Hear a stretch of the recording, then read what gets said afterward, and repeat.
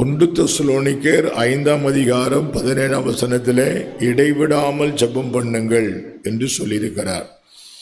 பழைய ஏற்பாட்டிலே 10 கட்டளை இருக்குதில்ல. உன் தேவனாய கர்த்தர் நானே, என்னை அன்றி வேறு தேவர்களை நீ வழிபட வேண்டாம், எந்த சொரூபத்தையும் வழிபட வேண்டாம், உன் தேவனாய கர்த்தருடைய நாமத்தை வீணிலே வழங்காதிருப்பாயாக அப்படின்னு சொன்னார்ல. அந்த மாதிரி தான் புதிய ஏற்பாட்டில் சில நிபந்தனைகளை கர்த்தர் கொடுத்திருக்கிறார். அதில் ஒன்று, இடைவிடாமல் ஜெபம் பண்ணுங்கள், pray without ceasing.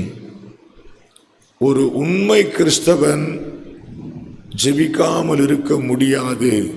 காதுள்ள எல்லாரும் கேட்டுக்கொள்ளுங்கள், ஒரு உண்மை கிறிஸ்தவனால் ஜெபிக்காமல் இருக்க முடியாது. இந்த செய்தியை கேட்கிற நீங்கள் இதுவரை ஜெபிக்காமல் இருந்தாலும் இனியாவது குறைந்தது ஒரு மணி நேரமாவது நீங்கள் தனி ஜெபம் செய்கிற நபராய் மாற வேண்டும். கிறிஸ்தவ வாழ்க்கையிலே ஜெபம் ஒரு முக்கியமான இடத்தை வகிக்கிறது. ஒரு ஆவிக்குரியவன் ஆண்டவரோடு நல்ல உறவில் இருக்கிறான் அப்படின்னா அதுக்கு ஒரு நல்ல அடையாளம் உண்டு. அவன் குறைந்தது 1 மணி நேரமாவது தனியாக ஆண்டவரோடு ஜெபத்தில் உட்கார்ந்துருப்பான். அவனால் ஜெபிக்காமல் இருக்கவே முடியாது. அவனால் ஜெபிக்காம, இந்த வார்த்தையை கேட்கும்போது உங்களுக்கு பலருக்கு ஒரு மாதிரி சுள்ளுன்னு குத்தும். ஒரு உண்மையான விசுவாசியால் 1 மணி நேரமாவது தனியாக ஜெபிக்காமல் இருக்க முடியாதுன்னு சொல்லும்போது உங்களை நிறைய பேருக்கு குத்தும். ஏன்னா நீங்கள் தனி ஜெபம் பண்ணுறது இல்லை. இன்றைய செய்திக்கு பிறகாவது நீங்கள் எல்லாரும் ஜெபிக்கிற நபர்களாக மாற வேண்டும். இயேசு இந்த பூமிக்கு வந்திருந்த போது அவர் எப்போதும் ஜெபம் பண்ணி கொண்டே இருப்பார். இரவெல்லாம் ஜெபிப்பார், இரவெல்லாம் ஜெபிப்பார். மோசே ஒரு ஜெப மனிதனாய் வாழ்ந்தான். சாமுவேல் ஜெபிக்கிறவனாய் இருந்தான். தானியேல் ஜெபிக்கிறவனாய் இருந்தான். எலியா ஜெபிக்கிறவனாய் இருந்தான். அப்போஸ்தலனாகிய பவுல் ஜெபிக்கிறவனாய் இருந்தார். நன்றாய் தெரிந்து கொள்ளுங்கள், திருச்சபை வரலாற்றிலே திருச்சபை தலைவர்கள் எல்லாரும் ஜெபிக்கிறவர்களாய் இருந்தார்கள். விஞ்ஞானிகள், நீங்கள் நினைக்கிறீங்களே விஞ்ஞானிகள், இப்போ கூட கடந்த வாரத்தில் விண்வெளி வீரர்கள் திரும்பி வந்தார்கள் என்று பெரிய உற்சாகம் அல்ல கொண்டாடினார்கள். கர்த்தருக்கு ஸ்தோத்திரம். அதில் வில்பர் என்ற ஒரு விஞ்ஞானி அங்கே நிலவில் அந்த விண்வெளியில் இருந்தவர் அங்கிருந்து சாட்சி சொல்றார், இயேசு என் நம்பிக்கை, அவரெல்லாம் பார்த்து கொள்வார், அவர் என்னை நடத்துவார், அவர் நன்மைக்காகத்தான் எல்லாம் செய்வார் என்று அவர் சொல்லுகிறார். முதலாக 1969 நிலாவுக்கு போன ஆம்ஸ்ட்ராங் இந்த பைபிளை எடுத்துக்கொண்டு போனார். பைபிளை எடுத்துக்கிட்டு போய் அதை திறந்து சங்கீதம் 19 படித்தார். சங்கீதம் 19 படிச்சுட்டு சத்தமாக சங்கீத புஸ்தகத்தை வேதாகமத்தை அங்கேயே வச்சுட்டு வந்துட்டார். கர்த்தருக்கு ஸ்தோத்திரம். நன்றாய் ஞாபகத்தில் வைத்து கொள்ளுங்கள். ஆம்ஸ்ட்ராங் திரும்பி வந்த பிறகு அவர் முழு நேர பாஸ்டராக மாறிட்டார். He became a preacher. அவர் பிரசங்கியாராக மாறிட்டார். அவர் சாகும்போது he died as a preacher. ஞாபகத்தில் வைத்துக் கொள்ளுங்கள். சர் ஐசக் நியூட்டன் ஒரு நாளைக்கு 4 மணி நேரம் ஜெபிக்கிற வழக்கம் கொண்டிருந்தார். மார்ட்டின் லூத்தர் ஒரு நாளைக்கு 4 மணி நேரம் ஜெபிக்கிற பழக்கம் கொண்டிருந்தார். உலகத்திலே தேவ ஜனங்கள் எல்லாரும் ஜெபிக்கிறவர்களாக இருந்தார்கள். நீங்கள் உண்மையான தேவனுடைய பிள்ளையாக இருந்தால் நீங்கள் என்ன செய்வீர்கள்? ஜெபிப்பீர்கள். எனவே இன்றைக்கு ஜெபத்தை பற்றி உங்கள் மத்தியிலே பேசுவதிலே சந்தோஷப்படுகிறேன், பெரிய பாக்கியமாய் கருதுகிறேன். சரி, இன்றைக்கு நான் உங்கள் மத்தியிலே சொல்ல போகிற காரியம் the benefits of prayer. ஜெபத்தினால் வருகிற நன்மைகளை உங்களுக்கு சொல்ல போகிறேன். காரணம், உங்களை ஜெப மனிதர்களாய் மாற்ற வேண்டும் என்று விரும்புகிறேன். I want to motivate you in order to make you as a man of prayer, as a woman of prayer. ஒரு ஜெப மனிதராய் நீங்கள் மாறுவதற்காக உங்களை மோட்டிவேட் பண்ண விரும்புகிறேன். முதலாவது நன்மை அவருடைய அரண்மனையிலே அவருடைய சிங்காசனத்துக்கு முன்பதாக நீங்கள் போய் நிற்கிறீர்கள். எப்பெல்லாம் ஜெபிக்கிறீர்களோ, whenever you pray, நீங்கள் எங்கு போகிறீர்கள்? அவருடைய அரண்மனையிலே அவருடைய சிங்காசனத்துக்கு எதிரிலே போகிறீர்கள். எபிரேயர் நிருபம் 4ஆம் அதிகாரம் 16ஆம் வசனம் அப்படி சொல்லுகிறது. கிருபாசனம் என்றால் கிருபையின் சிங்காசனம். ஆண்டவர் உட்கார்ந்திருக்கிற சிங்காசன தண்டைக்கு நீங்கள் போகிறீர்கள். ஞாபகத்தில் வைத்துக் கொள்ளுங்கள். எப்பொழுதெல்லாம் ஒரு சகோதரன் ஒரு சகோதரி ஒழுங்கால் படிட்டு ஜெபிக்கிறாரோ அப்பெல்லாம் அவர் எங்கு போகிறார் தெரியுங்களா? ஆண்டவருடைய கிருபையின் சிங்காசனத்திற்கு எதிர்க்கே போகிறார். அந்த கிருபையின் சிங்காசனத்தை பற்றி பிறகு வாசித்துக் கொள்ளுங்கள். யாத்திராகமம் 25ஆம் அதிகாரம் 21ஆம் 22ஆம் வசனங்களிலே, அங்கே நான் உன்னை சந்திப்பேன். எங்கே? கிருபாசன தண்டையிலே நான் உங்களை சந்திப்பேன். சொல்லுங்க, எப்படினாலும் வாடான்ட்டார். எப்படி? You can meet me at any time. ராத்திரி 12 மணிக்கா கூப்பிடு, ஐ வில் பி அவைலபிள். காலையிலே 3 மணிக்கா கூப்பிடுப்பா, எப்படினாலும் கூப்பிடு. எதுவும் கேட்கக்கூடாதுன்னு சொன்னாரு. என் நாமத்தில் எதை கேட்டாலும் தருவேன். Ask anything in my name. எவ்வளவு ஒரு பெரிய பாக்கியம் தெரியுமா? ஜெபம் பண்ணுவது ஒரு பெரிய பாக்கியம். சொல்லுங்க, ஜெபம் பண்ணுவது ஒரு பெரிய பாக்கியம். உங்களை யாராவது ஜெபிக்க மறுதீங்கன்னா அந்த பாக்கியத்தை விட்டுறாதீங்க. இன்னிலிருந்தாவது அந்த பாக்கியத்தை பெற்றுக்கொள்ளுங்க. Praise the Lord. இந்த செய்தியினுடைய நோக்கம் என்ன? நீங்கள் எல்லாரும் ஜெப மனிதர்களாய் மாற வேண்டும். I want to motivate you in order to make you as a man of prayer. Okay, ஜெபத்தினால் வருகிற பெனிஃபிட்ஸ். அடுத்த பெனிஃபிட் என்ன தெரியுங்களா? ஆதியாகமம் 32ஆம் அதிகாரம் 26ஆம் வசனத்தில் யாக்கோப்பு என்னும் ஒரு ஆள் இருந்தான். அந்த யாக்கோப்பு என்ற ஆளுக்கும் அவங்க அண்ணனுக்கும் பிரச்சனை, ஏசாவுக்கும் பிரச்சனை. அவன் இவனை கொலை பண்ணிடுவன்னு சொல்லிட்டான். அதுக்கு பயந்துன்னு ஓடி வந்தவன் தான் இவன். அதுக்கு பாய்ந்துக்கிட்டு ஓடி வந்தவன் தான். இப்போ திரும்ப ஊருக்கு வரா, அண்ணன் வேற சந்திக்க வரான்னு செய்தி வந்துடுச்சு. ஐயோ, என்னடா பெரிய சிக்கலில் மாட்டிக்கிட்டோமே, நம்மளை கொன்னுடுவேன்னு சொன்னா இப்போ எதிர்க்க வரானா கொள்ளதான் போறானா தெரியல. இவனுக்கு பயம் வந்துடுச்சு. அந்த ஆத்தங்கரையில் முட்டி போட்டு ஆண்டவர்கிட்ட ஜெபிக்கிறான். என்ன தெரியுமா ஜெபிக்கிறான்? என்னை ஆசீர்வதியும். ஆண்டவர் சொல்றாரு. 2 பேரும் ராத்திரி பூரா மல்லு கட்டிட்டு இருக்கிறாங்க. யார் யாரு? தேவனும் யாக்கோபும். இரவு முழுவதும் சந்திப்பு நடக்குது.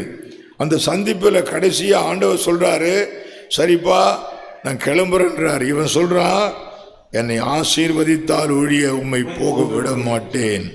There is an immense blessing in prayer. யாரெல்லாம் ஜெபிக்கிறாங்களோ அவங்களை தேவன் ஆசீர்வதிப்பார். நல்லா கவனமா கேட்டுங்க. All those who pray will receive God's immense blessings. What is immense blessing? விவரிக்க முடியாத, சொல்ல முடியாத அளவு கடந்த ஆசீர்வாதங்களை பெற்றுக்கொள்ளலாம். இனி கூட நீங்க உங்க ஜெபத்தில் சொல்லுங்க, பயப்படாம, ஆண்டவரே என்னை ஆசீர்வதியும். யாபேஸ் என்ற ஒரு மனிதன் இருந்தான். 1 நாளாகமம் 4ஆம் அதிகாரம் 10ஆம் வசனத்திலே அவன் ஜெபிக்கிறான். எவ்வளோ நுணுக்கமா ஜெபிக்கிறான் பாருங்களேன். How sincerely, promptly. சின்சியர் ஜெபம் வேற, ப்ராம்ப்டா ஜெபம் பண்றது வேற. He was not only praying sincerely, but also he is praying promptly. அவன் சின்சியரா மாத்திரம் ஜெபிக்கல, எப்படியும் கூட ஜெபிக்கிறான், ப்ராம்ப்டாவும் ஜெபிக்கிறான். என்ன சொல்றான்? என்னை ஆசீர்வதியும். ஆசீர்வதிச்சுட்டா என்ன நடக்கும்? இடம் பத்தாது. எனவே என்ன பண்ணுங்க, என் எல்லையே பெரிதாக்கும். அப்புறம் உங்க கரம், ஏன் இது யாரோ எடுத்துட்டு போயிடக்கூடாது. நல்லா கவனிங்களேன். ஜெபிக்கிற மக்களுக்கு ஆண்டவர் ஆசீர்வாதம் தருவார். God will bless those who pray. ஞாபகம் வச்சுங்க, God will bless those who pray. யாரெல்லாம் ஜெபிக்கிறாங்களோ அவங்கள தேவன் என்ன பண்ணுவார்? இன்னும் எழுந்து ஜெபிக்க ஆரம்பிங்க. ஜெபிச்சுட்டு சொல்லுங்க, இயேசுவே என்னை ஆசீர்வதியும். அவர் ஆசீர்வதிக்கிற தேவன். ஆதியாகமத்திலே மனிதனை படைத்த பொழுது முதலாக மனிதனை பார்த்து செய்த வேலை என்ன தெரியுங்களா? ஆசீர்வதித்தார். தேவன் அவர்களை ஆசீர்வதித்தார். நீங்கள் பலுகி பெருகி பூமி நிரப்பி அதை கீழ்ப்படுத்தி அதை ஆண்டு கொள்ளுங்கள் என்று சொல்லி தேவன் அவர்களை ஆசீர்வதித்தார். சாத்தானுக்கு இது பிடிக்கல. மனிதனை ஆசீர்வதிப்பது சாத்தானுக்கு பிடிக்காது. அது எப்படியாவது கெடுக்க பார்ப்பான். உடனே நுழைஞ்சிட்டான். நுழைஞ்சு அவங்களை கெடுக்க பார்த்தான். ஆண்டவர் விடமாட்டேன் நிட்டார். வந்தாரு. அதாமே என்னடா மாட்டிக்கிட்டியா? உன்னை காப்பாற்றி விடுறேன். இந்த மனுக்குலம் பாவத்தினால அந்த ஆசீர்வாதத்தை இழந்துடுச்சு. ஆண்டவர் விடல. பாவிகளை ரட்சிக்க கிறிஸ்து இயேசு உலகத்துக்கு வந்தார். இழந்து போன இந்த ஆசீர்வாதத்தை மறுபடியும் வாங்கி கொடுத்தார். கல்வாரி சிலுவையிலே ரத்தத்தை சிந்தி ஜீவனை கொடுத்து சாத்தானை ஒத்தைக்கு ஒத்த பார்த்தார். ரட்சிக்கப்பட்டவன் ஞானத்தான் எடுத்தவன் சாத்தானை எப்படி பாப்பா? ஒத்தை கொத்த பார்ப்பேன். துணையெல்லாம் தேவையே கிடையாது அவனுக்கு. He doesn't need any kind of recommendation from any person because அவன் தேவனுடைய பிள்ளை. அவனுக்குள்ள இயேசு இருக்கிறார். வாடா பார்த்துக்கலான்னு போய் நிற்பான். எப்படி சொல்லுவான்? விசிட்டிங் கார்டு எடுத்து சாத்தான்ட்ட கொடுத்து, இதான் என் அட்ரஸ், வந்து பாரு, பேசணும்னா எது வந்தாலும் வா, என்கிட்ட நேரம் பார்த்துக்கலாம் வா. எத்தனை பேர் அப்படி சொல்லுவீங்க? பயப்படுறீங்க. சும்மா சிலுவையை போட்டுக்கிறீங்க. படுக்கையில் சுற்றி சில ஆள் சிலுவையை போட்டு படுத்துக்கும். பைபிளை தலைமாட்டில் வச்சு படுத்துக்கும். ஏன்னா படிக்கிறதுக்கு இல்லை, மந்திர புஸ்தகம் மாதிரி வச்சிருக்கிறாங்க. ஆனா நீ ஜெபிக்கிற மனிதனாய் இருப்பாயானால் சாத்தான் உன்னை கண்டு பயப்படுவான். ஏன் தெரியுமா? என்ன கேட்க போறானோ தெரியலையே, எனக்கு விரோதமாக ஏதாவது கேட்டுருவானா, என் மேல கை வச்சிருவானா, என் வேலையில கை வச்சிருவானா அப்படின்னு ஜெபிக்கிற மனிதனை கண்டா யாருக்கு பயம்? சாசுக்கு பயம். விஷயத்துக்கு வர விரும்புகிறேன். ஜெபிக்கிற மக்களை தேவன் ஆசீர்வதிக்கிறார். நீங்க ஜெபம் பண்ணி பாருங்களேன். சொல்றேன் கேட்டுங்க. Sincere prayers will never go waste. எழுதி வச்சுங்க. என்ன? Sincere prayer will never go waste. உண்மையா ஜெபிக்கிற ஜெபங்கள் ஒரு நாளும் வீணாய் போகாது. ஞாபகத்தில் வச்சுக் கொள்ளுங்கள். The prayers that are prayed in the spirit of God will never die. பரிசுத்த ஆவிக்குள்ள ஜெபிக்கிற ஜெபம் ஒரு நாளும் சாகாது. அதுக்கு உயிர் இருந்துகிட்டே இருக்கும். அது கிரியை செய்து கொண்டே இருக்கும். The prayers that are prayed in the Holy Spirit will never die. பரிசுத்த ஆவிக்குள்ள ஜெபிக்கிற ஜெபங்கள் ஒரு நாளும் சாகாது. Sincere prayers will never go waste. உண்மையான ஜெபங்கள் ஒரு நாள் வீணாய் போகாது. ஜெபிச்சு பாருங்களேன். ஆண்டவர் உங்களை immense blessings, என்ன சொல்லுங்க, அளவு கடந்த ஆசீர்வாதங்களை தருவார். சொல்லி முடியாத ஜெபிச்சு பாருங்களேன். ஜெபிச்சதானே தெரியும். ஜெபிக்காம இருந்துட்டு எப்படி தெரியும்? இன்னும் எழுந்து ஜெபிச்சு பாருங்களேன். ஒரு நல்ல நேரம் கொடுங்க ஜெபிப்பதற்கு. ஜெபத்தினால் வருகிற நன்மைகள், the benefits of prayer பார்த்துட்டு வரோம். அடுத்தபடியா பார்க்கலாம். மத்தேயு 17:21 சொல்றாரு, ஒரு மனிதன் தன் பையனுக்கு பிசாசு பிடிச்சிருந்தது. அவன் ஆண்டவர்கிட்ட கூட்டிட்டு வந்தான். அந்நேரம் பார்த்து ஆண்டவர் மலை மேலே ஜெபத்துக்கு போயிட்டார். சீக்கிரம் மட்டும் இருந்தாங்க. இவன் நினைச்சா இந்த சீக்கிரத்தில் கொடுத்து பார்ப்போம் இவங்க ஏதாவது செய்வாங்களான்னு. இந்த சீக்கிரனால ஓட்ட முடியல. பிறகு இயேசுகிட்ட போய் கேட்குறாங்க, அந்த பிசாசு எங்களால் ஓட்ட முடியல ஏன்னு கேட்குறாங்க. அப்போ தான் பதில் சொல்கிறாரு, சில பிசாசு ஜெபிச்சாதான் ஓடும், ஜெபிக்கிறவங்க தான் பிசாசு ஓட்ட முடியும். ஞாபகம் வச்சிங்க. எப்படி? ஜெபிக்கிறவங்க யாரை ஓட்டுவாங்க? பிசாசு ஓட்டுவாங்க. ஜெபிக்கிறவங்களை கண்டா பிசாசு ஓடுவான். தூரத்தில் ஓடுவான். பிசாசு உங்கள் எல்லையில் வரக்கூடாதுன்னா இன்னிலிருந்து ஒரு மணி நேரத்தை இப்போயே மைண்டுக்குள்ளே ஒதுக்கி ஜெபிக்க ஆரம்பிங்க. பிசாசு உங்கள் எல்லையில் வரமாட்டான். ஒத்தை பார்க்கலாம். எப்படி பார்க்கலாம்? ஒத்தை பார்க்கலாம். நான் நினைப்பேன், சில ஆள் பிசாசு ஓட்ட 92 பேரை கூட்டிகிட்டு போவான். எனக்கா என்னடா இந்த பேயை ஓட்ட 92 பேரை கூட்டிகிட்டு போகிறான். அல்லேலூயா. எத்தனை தடவை? 42 தடவை போய் ஜெபிச்சுட்டு வரான். ஒரே தடவை போகணும் இல்லை. ஜெபிக்கிற நபர்களுக்கு பிசாசு தானாக ஓடும். நான் சொல்லியிருக்கிறேன், கடலூருக்கு பக்கத்தில் ஒரு ஊரில் எனக்கு அப்போ 21 வயசு, ஊழியத்துக்கு வந்த புதுசு. ஒரு அம்மாவுக்கு பிசாசு பிடிச்சிருக்குன்னு கூட்டிகிட்டு போனாங்க. ஒரு அம்மாவுக்கு பிசாசு பிடிச்சி என்ன பண்ணுதுன்னு கேட்டேன். ராத்திரி ஆனால் தடி எடுத்து எல்லாரையும் அடித்து வெளியே துரத்திட்டு இது மட்டும் வீட்டுக்குள்ளே படுத்து கிடக்குது, நாங்களாம் வெளியே படுத்து கிடக்குறோம். எத்தனை வருஷமாக அப்படி 8 வருஷமாக அப்படி நடக்குது.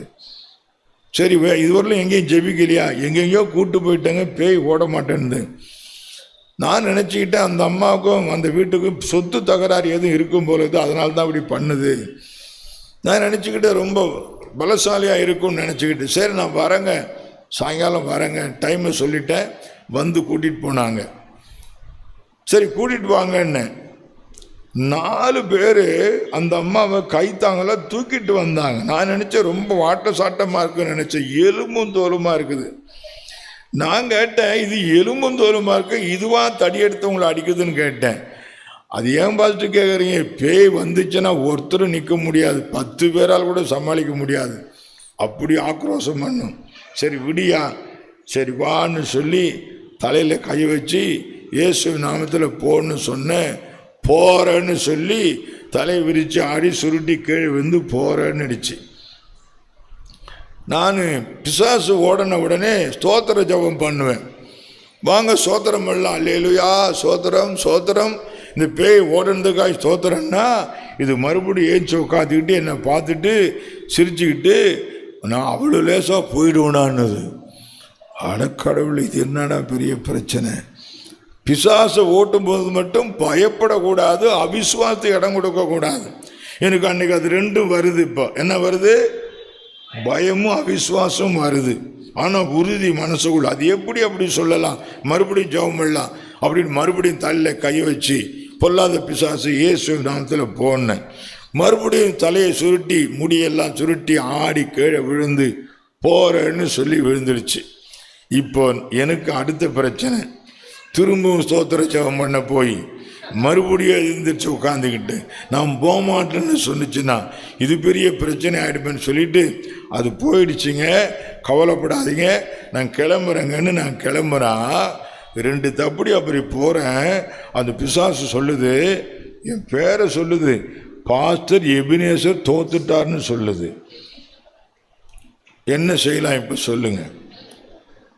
நான் ஜெபிக்கிற ஆள், ஆண்டவரோடு நெருக்கமாக இருக்கிறேன், எனக்குள்ள ஒரு தைரியம். அது எப்படி சொல்லலாம்? ஆண்டவரே அப்படி இருக்க முடியாது, அப்படி இருக்கக்கூடாது, அது போய்த்தான் ஆகணும், நான் விடமாட்டேன். ஸ்தோத்திரம் ஸ்தோத்திரம். அது போயிட்டதுக்காக ஸ்தோத்திரம்னு நடந்துக்கிட்டே போயிட்டேன். அடுத்த நாள் காலையில் அந்த வீட்டிலேருந்து வந்தாங்க. அவங்க சொன்னாங்க, ராத்திரி தான் பாஸ்டர் நிம்மதியாக தூங்கணும், எல்லோரும் வீட்டுக்குள்ளே படுத்து அதுவே கூப்பிட்டுச்சு, வாங்க உள்ளேன்னு நாங்கள் படுத்து தூங்கணும். நான் கேட்டேன், அது அப்படி சொன்னிச்சேங்க. அப்படி தான் சொன்னிச்சு. நான் பாஸ்டர் எபினேசர் தோத்துட்டாருன்னு சொன்னிச்சு. சொல்லி அடுத்த நிமிஷமே இல்லை, நான் போய்த்தான் ஆகணும், நான் போய்த்தான் ஆகணும் அப்படின்னு விழுந்து பிறண்டு போயிடுச்சுன்னு சொல்கிறாங்க. நல்லா கவனிக்கிறீங்களா? ஜெபிக்கிற மனிதர்கள் பிசாசுகளை துரத்துவார்கள். எந்த பிசாசும் ஒன்றை வாலாட்ட முடியாது. ஜெபம் பண்ணால் தைரியம் வரும். இன்னைக்கு எழுந்து ஒழுங்காக ஜெபத்தை பண்ணிடு. ஒழுங்காக என்னத்தை பண்ணிடு? ஜெபத்தை பண்ணிடு. Praise the Lord. அடுத்த விஷயத்துக்கு போகலாம். அப்போஸ்தலர் நடபடிகள் 12ஆம் அதிகாரம் 5ஆம் வசனத்திலிருந்து 11ஆம் வசனம் வரைக்கும் ஒரு நிகழ்ச்சி உண்டு.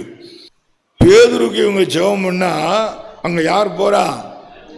தூதர்கள் போறாங்க. when you pray, angels of God will minister to you. தேவ தூதர்கள் உனக்கு வந்து ஊழியம் பார்ப்பாங்க. ஞாபகம் வச்சுங்க. நீ ஜெபம் பண்ணும்போது உனக்கு பதில் கொடுக்க யாரு ஆண்டவர் அனுப்பி வைக்கிறாரு? தூதர்களை தேவன் அனுப்பி வைப்பாரு. தானியேல் 9:21 தானியேல் ஜெபம் பண்றான். தானியேல் ஜெபம் பண்ணும்போது யார் வராங்க? காபிரியேல் தூதன். யாரெல்லாம் ஜெபிக்கிறாங்களோ அவங்களுக்கு உதவிக்கு யார் வரா? தானியேல் ஜெபம் பண்ணி கொண்டிருக்கும் போது காபிரியேல் தூதன் வருகிறான். லூக்கா சுவிசேஷத்தில் வாசிக்கிறோம் 22ஆம் அதிகாரம் 42-43 வசனங்களிலே அவர் இயேசு ஜெபம் பண்ணுகிறார். அவர் ஜெபம் பண்ண உடனே என்ன நடக்குது? தூதன் தோன்றி அவரை பலப்படுத்தினான். யாரெல்லாம் ஜெபிக்கிறார்களோ தூதர்கள் வந்து உதவி செய்வார்கள். Whenever a person begins to pray, the angel of the Lord will come to help him. யாருக்கெல்லாம் அந்த அனுபவம் வேணும்னு நினைக்கிறீங்க? இருந்து ஜெபிச்சு பாருங்க. உங்களுக்கு சொல்ல மாட்டாங்க, அவங்களா வேலை பார்ப்பாங்க. சபையார் பேதுருக்கு ஜெபிச்சாங்களா? தேவதூதன் ஜெபிக்கிற இடத்துல வந்து சரிப்பா உங்க ஜெபத்தை கேட்டேன், நான் போயிட்டு பேதுரு விடுதலை பண்ணுன்னு சொல்லிட்டா போனா, இவங்க பாட்டு ஜெபிக்கிறாங்க, ஜெபிச்சுட்டே இருக்கிறாங்க. தூதன் போய் அங்க போய் என்ன பண்ணிட்டான்? பேதுரு அவுத்து வெளியே கொண்டாந்து விட்டுட்டான். பேதுரு வந்து இங்க வாசல்ல நின்னுட்டான். பாத்தீங்களா? எத்தனை ஆச்சரியமான காரியம். யாருக்காக ஜெபிக்கிறீங்களோ, எதுக்காக ஜெபிக்கிறீங்களோ அந்த ஜெபத்துக்கு பதிலை கொடுப்பதற்கு தேவன் ஒரு தேவ தூதனை அனுப்புவார். Ministering angels will come to serve you whenever you pray to God. எனவே இவ்வளோ பெரிய ரகசியத்தை கையில் வச்சுக்கிட்டு சும்மா இருக்கலாமா? காசா பணமா? ஜெபம் பண்ணியா?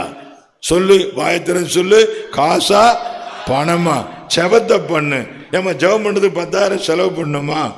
சொல்லுங்க. ஜெபம் பண்ணுறதுக்கு 50,000 செலவு பண்ணுமா? சொல்லுமா, சொல்லு. ஜெபம் பண்ணுறதுக்கு ட்ரைனிங் எடுக்கணுமா? கிடையாது. அப்பா கிட்ட எப்போனாலும் பேசலாம். இன்னைக்கு கூட 6 முடிச்சுட்டு போய் ஒரு நேரத்தை ஒதுக்கி இன்னைக்கே ஆரம்பிச்சு பாரு, என்ன நடக்குதுன்னு பாரு. பிரைசலாட். ஆரம்பிச்சிருவோமா?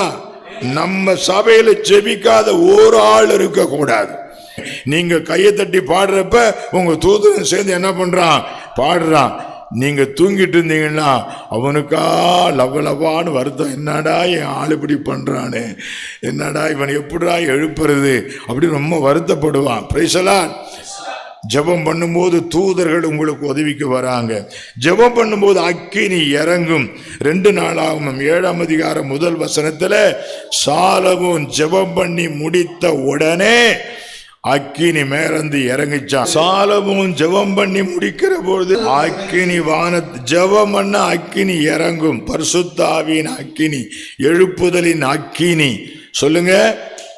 உலகத்தில் உள்ள எல்லா செயல்களும் நெருப்புல தான் இயங்குது. கவனமா கேட்டுங்க. இந்த லைட் எரியுதுன்னா அது நெருப்புல தான் இயங்குது. ஞாபகம் வச்சுங்க. இந்த ஜெனரேட்டர் ஓடுதுன்னா அது நெருப்புல தான் ஓடுது. பிளேன் ஓடுதுன்னா நெருப்புல தான் ஓடுது. ராக்கெட் பறக்குதுன்னா அது நெருப்புல தான் பறக்குது. ட்ரெயின் ஓடுதா? தேஜஸ் ட்ரெயினா, வந்தே பாரதா, ராக் போட்டா, எந்த ரயிலா இருந்தாலும் அது எதுல தான் ஓடுது? நெருப்புல தான் ஓடுது. மனிதனுடைய வாழ்க்கையிலே அக்கினி அவசியம். ஆவிக்குரிய வாழ்க்கையிலே பரிசுத்த ஆவியின் அக்கினி மிகவும் அவசியம். கிறிஸ்தவ வாழ்க்கை நல்லா ஓடணுமா, பறக்கணுமா? சொல்லுங்க, என்ன வேணும்? பரிசுத்த ஆவியின் அக்கினி. எப்ப வராது? நீ ஜெபம் பண்ணும் போது என்ன வரும்? அக்கினி இறங்கும். எலியா ஜெபம் பண்ணி முடிச்ச உடனே என்ன வந்தது? அக்கினி இறங்கியது. ஜெபிக்கும் போது என்ன இறங்கும்? அக்கினி இறங்கும். அக்கினி இறங்கும். 1 யோவான் 2ஆம் அதிகாரம் 1 வசனத்தை வாசிக்கலாம். இயேசு பரிந்து பேசுகிற ஜெபம் பண்றார். இன்டர்செசர் வேலை பண்றார். ரோமர் 8:26 ஆவியானவர் நமக்காக பரிந்து பேசுகிறார். இயேசு ஜெபிக்கிறாரு. அப்புறம் யாரு ஜெபிக்கிறார்? ரோமர் 8:26 ஆவியானவர் ஜெபிக்கிறாரு. இப்போ நீங்களும் ஜெபிக்கிறீங்க. நீங்க என்னவா மாறுறீங்க தெரியுங்களா? இயேசுவோடு பிரேயர் பார்ட்னராக மாறிடுறீங்க. எவ்வளோ ஆச்சரியம் தெரியுங்களா? யாரெல்லாம் ஜெபிக்கிறார்களோ அவர்கள் இயேசுவோடு என்னவாக மாறுகிறார்கள்? Prayer partner. அந்த வார்த்தையை சொல்லுங்க. Prayer partner. யாரோட சேர்ந்து? இயேசு ஜெபிக்கிறார், ஆவியானவர் ஜெபிக்கிறார், உங்கள் போதகர் ஜெபிக்கிறார், பரிசுத்தவான்கள் ஜெபிக்கிறார்கள். நீங்களும் ஜெபிக்கும் போது நீங்களும் யாரா மாறிடுறீங்க? அவங்களோடு சேர்ந்து யாரா மாறுறீங்க? Prayer partner. ஹல்லேலூயா. ஒரு ஊழியருக்கா ஜெபிக்கிறீங்க, உங்களை அறியாமலே அவருக்கு ஹெல்ப் பண்றீங்க. டாக்டர் பில்லி கிரஹாமுக்கா ஜெபிக்கிறீங்க, உங்களை அறியாம அந்த ஊழியத்தில் சேர்ந்துக்கிறீங்க. சகோதரன் தினகரனுக்கா ஜெபிக்கிறீங்க, அவர் ஊழியத்தில் சேர்ந்துக்கிறீங்க. இந்த சபைக்காக நிறைய பேர் ஜெபிக்கிறீங்க, எனக்காக நிறைய பேர் பாஸ்டருக்காக ஜெபிக்கிறீங்க. எங்களோட நீங்களும் யாரா மாறுறீங்க? சொல்ல மாட்டீங்க. Prayer partner. சபையில யாரெல்லாம் ஜெபிக்கிறாங்களோ அவங்க எல்லாம் இயேசுவோடு கூட பரிசுத்த ஆவியானவரோடு கூட யாரா மாறுறாங்க? ஜெப பங்காளர்கள், பிரேயர் பார்ட்னர். எத்தனை பேருக்கு ஆசை சொல்லுங்க, இன்னிலிருந்து நானும் யாரா மாறுவேன்? இயேசுவோடு பிரேயர் பார்ட்னரா. எத்தனை பேருக்கு சந்தோஷம்? நம்ம எல்லாம் இயேசுக்கு யாரா மாறிட்டோம்? பிரேயர் பார்ட்னர்ஸா மாறிட்டோம். சரி, முக்கியமான விஷயம் வெளிப்படுத்தின விசேஷம் 8ஆம் அதிகாரம் 3ஆம் வசனம். சகல பரிசுத்தவான்களுடைய ஜெபம் எல்லாம் பரலோகத்தில் ஆண்டவர் ஒரு பவல்னா தெரியலையா? கிச்சனில் வச்சிருப்பீங்களே அந்த பெரிய பவல் எடுத்துக்கிட்டு வா, அந்த அண்டாவை எடுத்துட்டு வான்றீங்களே, அந்த மாதிரி பரலோகத்தில் நீங்களும் நானும் செய்கிற ஜெபத்தில் ஆண்டவர் என்ன பண்ணி வச்சுக்கிறாராம்? சேர்த்து வச்சிருக்கிறாராம். எந்த விதத்திலாவது அதை பயன்படுத்துவார். நித்தியமான மூலதனம், இட்டர்னல் இன்வெஸ்ட்மெண்ட். சொல்லுங்க, நீங்க கோல்டில் இன்வெஸ்ட் பண்றீங்க, லேண்டில் இன்வெஸ்ட் பண்றீங்க, வீட்டில் இன்வெஸ்ட் பண்றீங்க. ஆனால் மரணத்துக்கு பிற்பாடு இது ஒன்றும் உங்களோட வரப்போறதில்ல. ஆனால் ஜெபத்தில் இன்வெஸ்ட் பண்ணுங்க, அது எவர் லாஸ்டிங் இன்வெஸ்ட்மெண்ட், இட்டர்னல் இன்வெஸ்ட்மெண்ட். ஜெபங்கள் எல்லாம் நித்திய மூலதனம். சொல்லுங்க, ஜெபங்கள் எல்லாம் நித்திய மூலதனம். நீங்க உங்க பிள்ளைகளுக்காக சொத்து சேர்த்து வைக்கலாம், உங்களுக்கு வருங்காலத்துக்காக சொத்து சேர்த்து வைக்கலாம். அதெல்லாம் டெம்பரரி, அது நிரந்தரம் கிடையாது. ஆனால் ஜெபம் என்பது என்ன? அது நித்திய மூலதனம், இட்டர்னல் இன்வெஸ்ட்மெண்ட். அதில் இன்வெஸ்ட் பண்றதுக்கு எத்தனை பேர் ரெடியா இருக்கிறீங்க? இன்னிலிருந்து ஜெபத்தை பண்ணுங்க. ஹல்லேலூயா. ஆமா, சுருக்கமா முடிவுரையில ஒரு காரியம் சொல்ல விரும்புறேன். How to pray.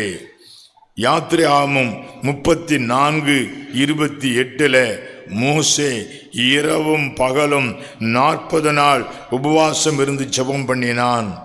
மத்தேயு 4:2 இயேசு 40 நாள் உபவாசம் இருந்து ஜெபித்தார். எஸ்ரா 8:21 அகாவா நதி அண்டையிலே உபவாசத்தை கூறினேன் என்று எஸ்ரா சொல்றாரு. நல்லா கவனிங்க. 365 நாளும் 3 வேளை நிம்மதியா சாப்பிட்டுட்டு இருக்காத. வாரத்தில் ஒரு நாளாவது ஒரு வேளையாவது உபவாசம் இருந்து ஜெபிக்க பழகு. ஆதி திருச்சபையில 2-3 வழக்கம் வச்சிருந்தாங்க. திருச்சபை ஃபாதர்ஸ், சர்ச்சி ஃபாதர்ஸ் தங்கள் எழுத்துக்களில் எழுதுகிறார்கள், ஆதி திருச்சபையிலே ஒவ்வொரு செவ்வாயும் ஒவ்வொரு வெள்ளிக்கிழமையும் ரெகுலராக உபவாசிக்கிற பழக்கம் இருந்தது.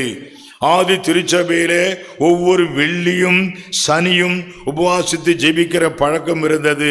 ஞாபகத்தில் வைத்துக் கொள்ளுங்கள். ஆதி திருச்சபையிலே வாரத்தில் 2 நாள் உபவாசித்து ஜெபிக்கிற பழக்கம் இருந்தது. இதை கேட்க எல்லாருக்கும் சொல்றேன், 365 நாளோ 3 வேளையும் சாப்பிட்டுட்டு உட்கார்ந்து இருக்காத. வாரத்தில் ஒரு நாளாவது என்ன பண்ணு? உபவாசித்து ஜெபம் பண்ணு. நேரம் இல்லை, வேலை இருக்குது, அது இதுன்னு சொல்லாத. உபவாசித்து ஜெபம் பண்ணி பழகு. அதுக்கு ரொம்ப எஃபெக்ட் உண்டு. உபவாசித்து ஜெபம் பண்ணுவதற்கு என்ன உண்டு? ரொம்ப எஃபெக்ட் உண்டு. Fasting prayer has got much effect. என்னுடைய ஆரம்பகால ஊழியங்கள் இப்போ என்னால் முடியலைன்னாலும் கடந்த ஆண்டு 40 நாள் உபவாச ஜெபம் இருந்தேன். அது வெளியில் யாருக்கும் சொல்ல மாட்டேன், யாருக்கும் தெரியாமல் அமைதியாக நடக்கும். 40 நாள் உபவாசம் என் வாழ்க்கையிலே பல தடவை செய்திருக்கிறேன்.